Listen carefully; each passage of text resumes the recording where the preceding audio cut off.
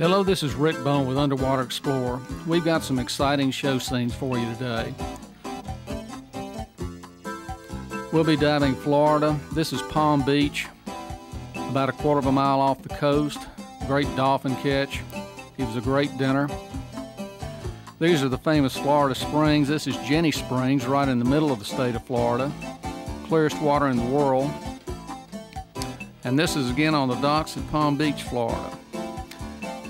We're going to start today with a quarry introduction dive, and this is a dive that some students were certified by Ski and Scuba in Knoxville, Tennessee. This quarry is located in Philadelphia, Tennessee, and it's about 70 feet deep. The divers are prepping to go into the water for their checkout dives. This is a culmination of classroom and swimming pool instruction. And this is the last dive or two in which daughter Ashley on the right is going to get her certification. The water is very clear. Visibility is about 30-35 feet. There's a big catfish and he's in about 3 feet of water. And these two partners are getting their weight belts on and getting their buoyancy all right. This is after several weeks of instruction.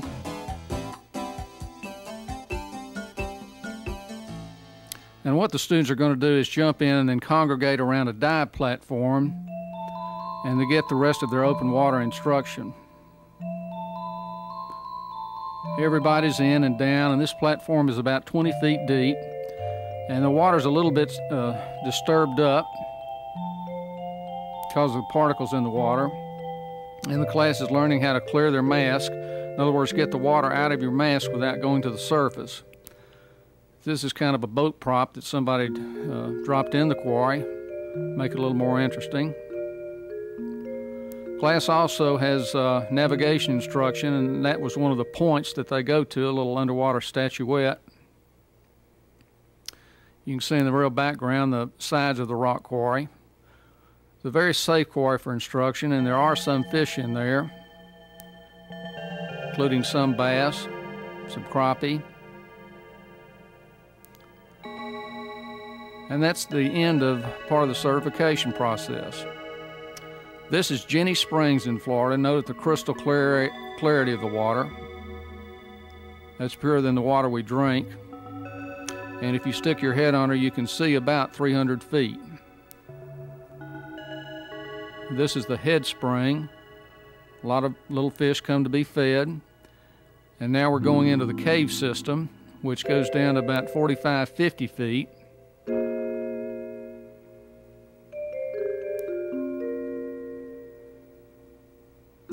If you want to dive, Jenny, the best time is during the week before the weekend crowd gets there.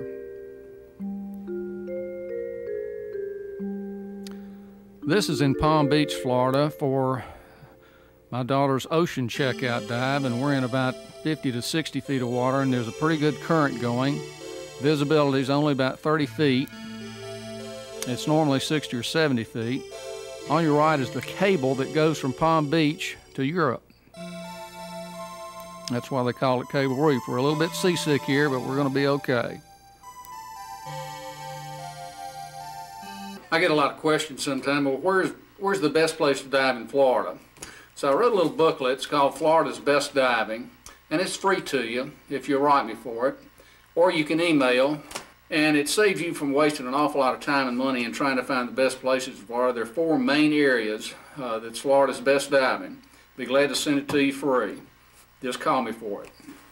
If you like to learn to scuba dive, there are plenty of places to learn. The best place is your local dive shop or the YMCA or perhaps your community college. The courses can take anything from a few weekends to just a few weeks, and you can get it done within several hours. It's one of the greatest sports there is.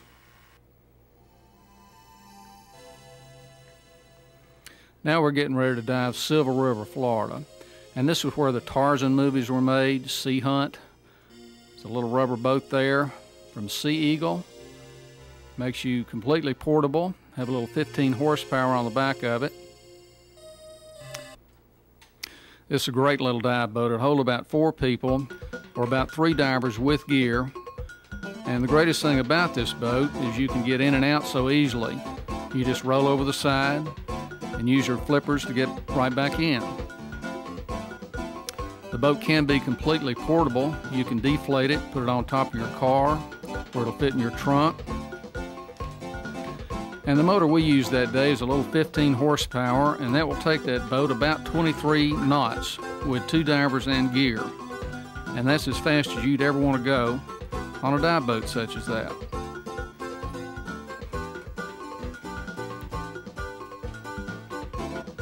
It's almost impossible to sink, and it's very steady even in the ocean with quite a wave height.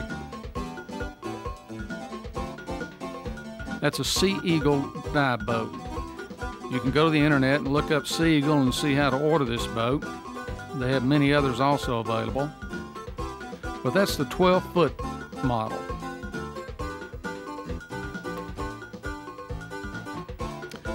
We elected on our dive trip to keep it portable, and we put it in the back seat with the motor in the trunk. This is Palm Beach at the Rutledge Hotel, and it's right on Singer Island. It's one of the best beaches in Florida. It's very wide, and it's a diver's paradise.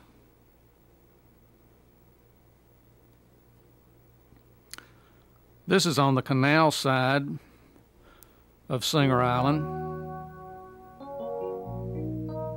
Birds are always there, eagerly awaiting a handout from the fishermen who come back about 5:30 every afternoon. And this is a sailfish marina, one of the most popular sailing capitals in the world. And the reason it's so popular is because the Gulf Stream is only about a quarter mile offshore, making it the closest that the Gulf Stream comes to the U.S.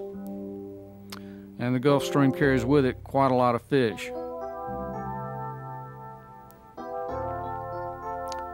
These magnificent boats can be rented, or you can charter them with captain for either a half day or a whole day. That's the new Singer Island restaurant at the Sailfish Marina, and that's the most popular restaurant on the island.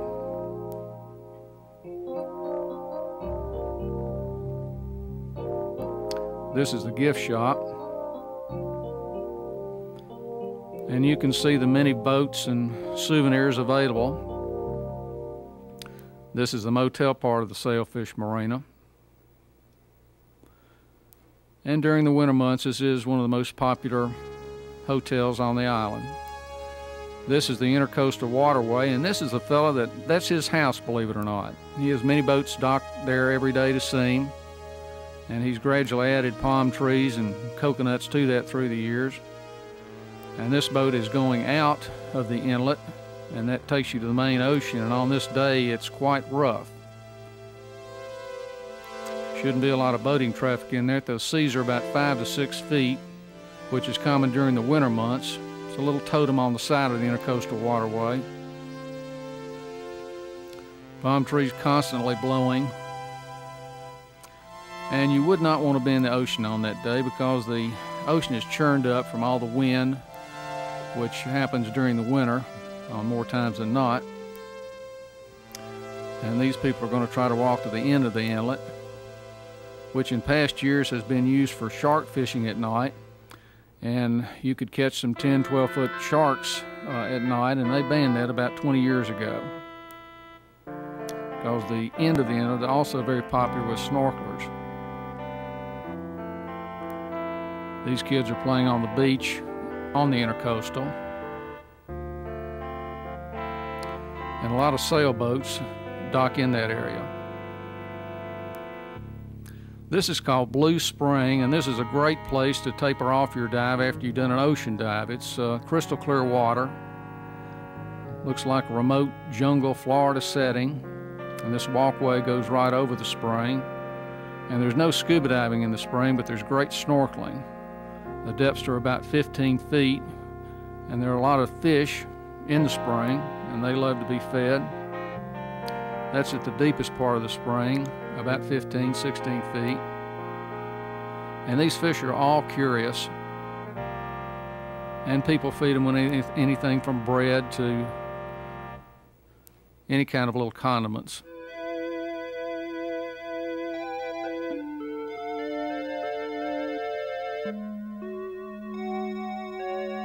We're getting ready to explore Goat Island. That's right, Goat Island. Right back behind me here, where we'll be in just a minute.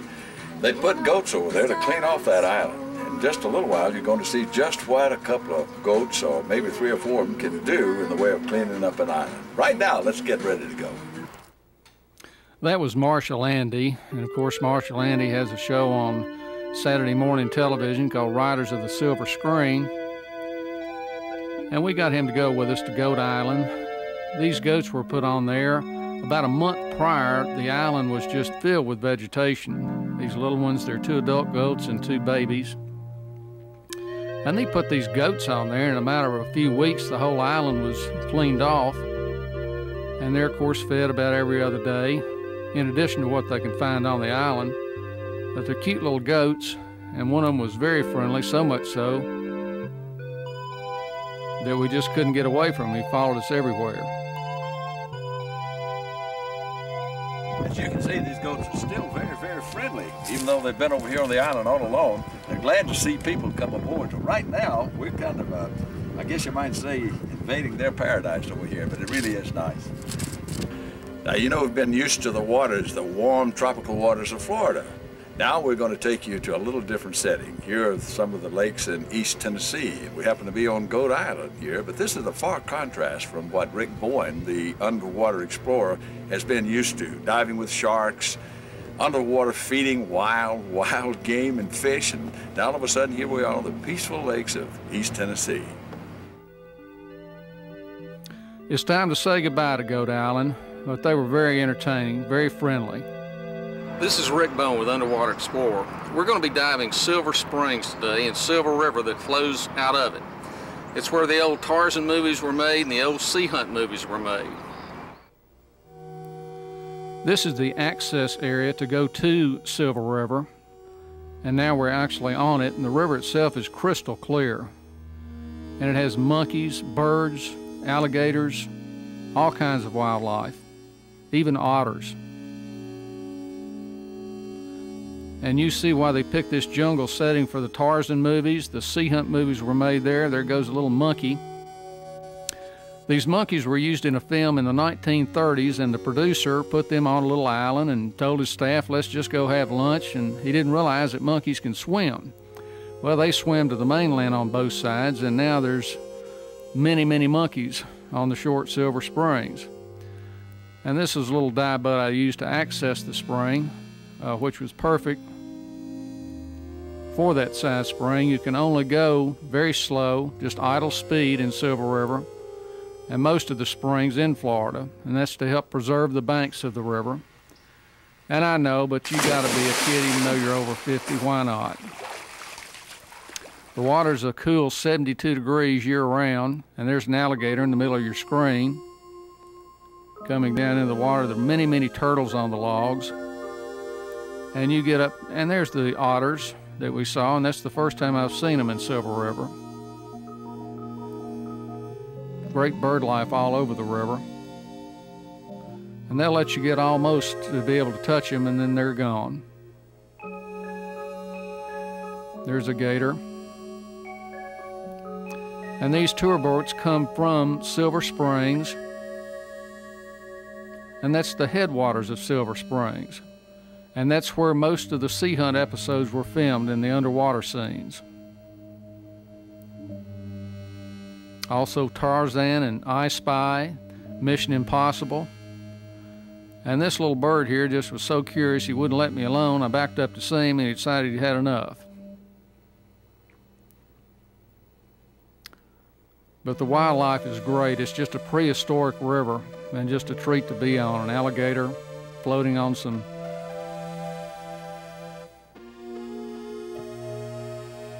This is a rope along the river. And this is Rainbow River. This is kind of a cousin to Silver River, but it's the home of Rainbow Springs, and it's not quite as clear as Silver River, but there is water clarity up to about 40, 50 feet. These are divers in shallow water getting certified.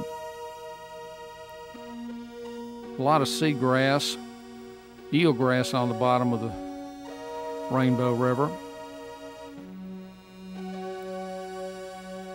Not as many fish as Silver River, but still a pristine setting. This is a fellow's house, believe it or not.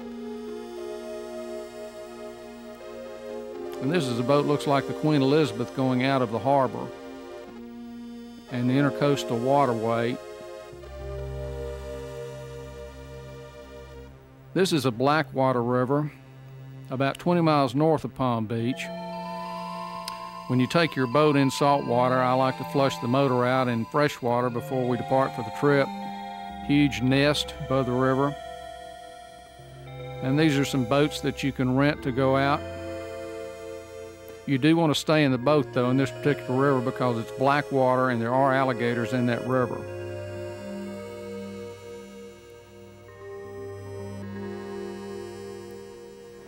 This is Rick Bone with Underwater Explorer. We've been diving the rivers of northern Florida and central Florida. Now we're headed back and going to dive the Post Spring. Post Spring is located in north central Florida, and again we use this small John boat to access the area. And Post Spring is on the Santa Fe River, which is a smaller river, also dark water, that flows into the Suwannee River, which you've of course heard of because of the song.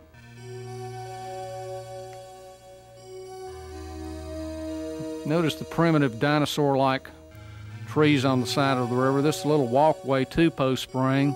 You walk about a quarter of a mile to the spring, and it is crystal clear. And this river goes up or down 2 or 3 feet per whatever the rainfall is for the season. And this is the entryway to get in Post Spring. Beautiful area to camp in, swim in, snorkel, canoe.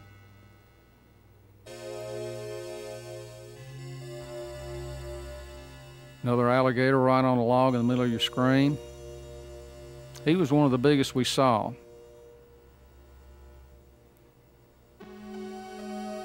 This is called the Blue Grotto. This is right out of Williston, Florida. It's about 100 feet deep. Goes back into the shelf there. And this is for advanced divers only. This is the Santa Fe River and what Jenny Springs runs into, one of the clearest springs in the world. And this is a river that you just love to get on a tube or a kayak or any kind of a float and just simply float down the river. Most of the river providers will pick you up some 4 to 8 miles below where you set in. So it's just a general float down the river.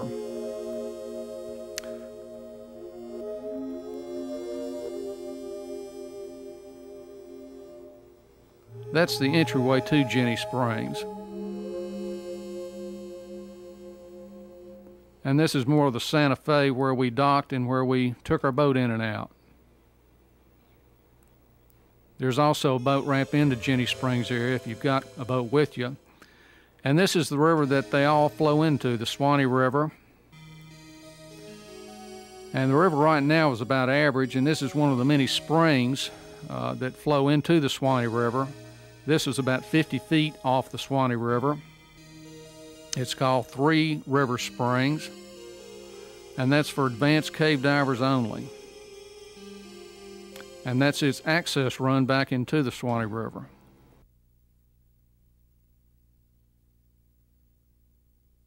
Hello, this is Rick Bone with Underwater Explorer. It's always good to have a special guest, and we've got one of the best. Let's take a look at Dolly Parton, about 1964. I think there's something fishy going on. Now you said you were going on a fishing trip with some old friend, and you said that you'd be home tonight somewhere around 10. Well, here it is, it's 2 o'clock, and you still ain't got home. I think there's something fishy going on.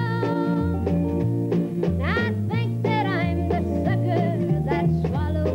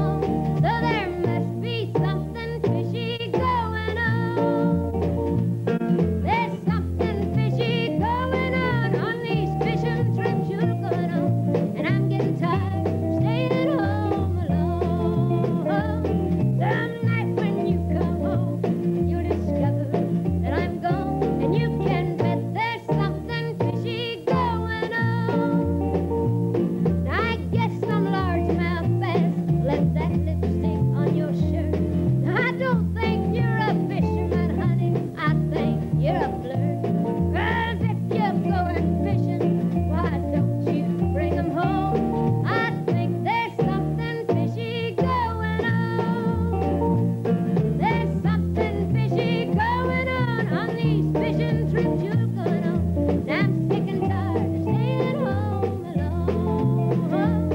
Tonight when you come home, you'll discover that I'm gone, and you can bet there's something fishy going on. Yeah, you can bet there's something fishy going on.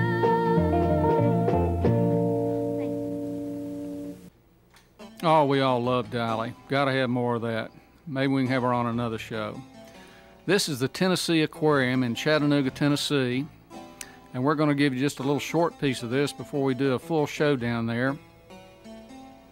This is, of course, a stingray. And these many fish are being fed in one of the bigger tanks.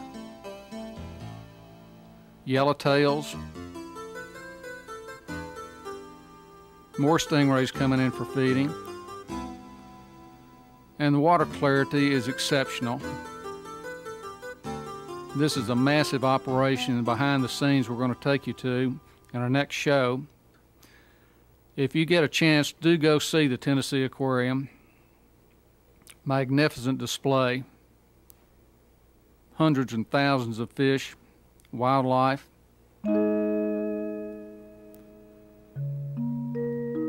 Everybody's curious and wants a handout.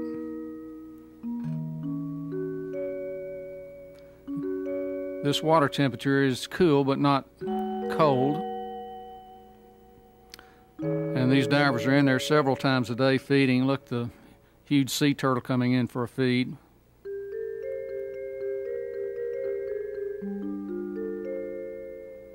Times to go to the Tennessee Aquarium are best really all year round. If you want to avoid the crowds, you can go from fall till spring.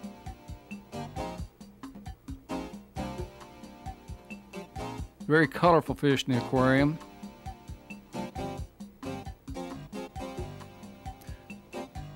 This is feeding the otters in the Tennessee Aquarium. This is also a daily or multi-daily ritual. The crowds love to see these sleek animals as they dart around their enclosure.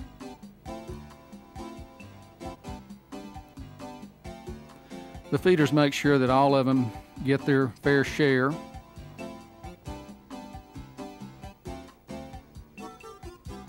They spend time both in the water and out of the water, but they're more comfortable in it.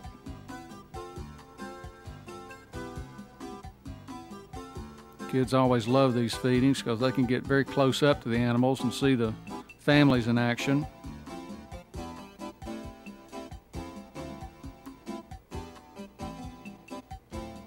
It's great to see these little guys perform and having such a great time in their enclosures. You need to be there in person, though, to get the full effect.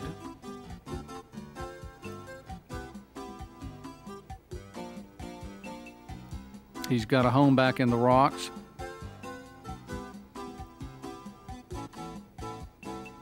And these enclosures were made ideally for each species, the design of which comes straight from the wild. And all the enclosures look just like they do in the wild. There are many educational seminars that go on in the Tennessee Aquarium. Very educational atmosphere. If you or your school or your group wants to have additional information, contact the Tennessee Aquarium.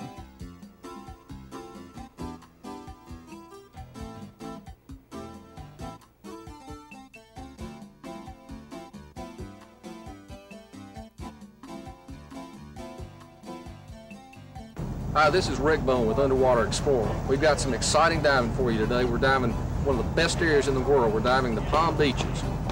The depths are about 60 to 80 feet. Visibility is about 60 to 80 feet. So let's get wet. Today we're diving with Sea Pro Scuba Center and Captain Mark Roman.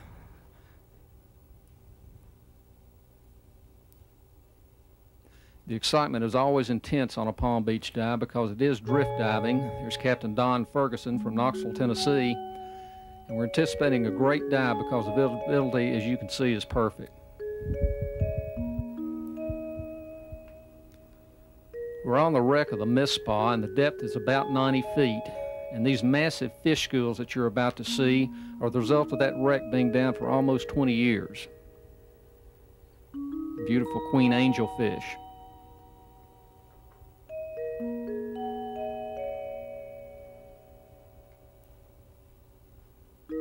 These huge fish schools I saw on my first dive on the wreck about 15 years ago. There's a diver coming out of the wreckage. It is a very safe wreck in that all the windows and hatches have been removed and you can thoroughly explore the wreck inside.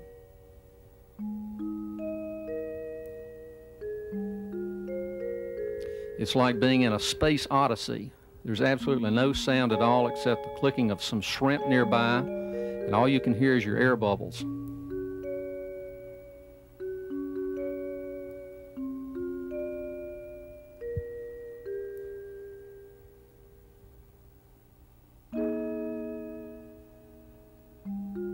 As you can see, it's like going through space, especially going through the hatchways there. You and your dive buddy just follow each other in and out of the wreck at will.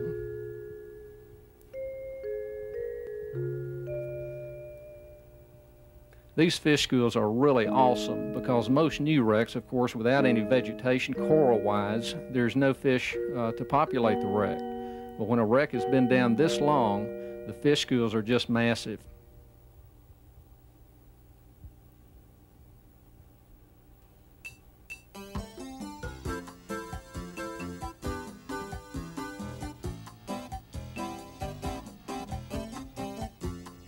This is a part of the wreck that broke off on the right side of the wreck.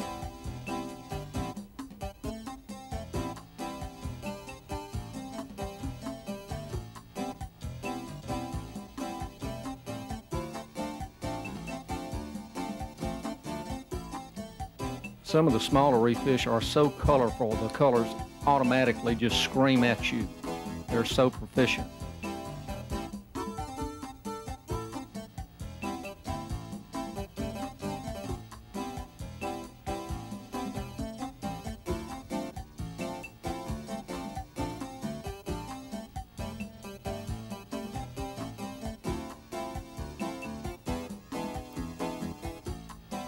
There is a current flowing over the wreck, which means that the dive operators must be very accurate in getting you right on top of the wreck.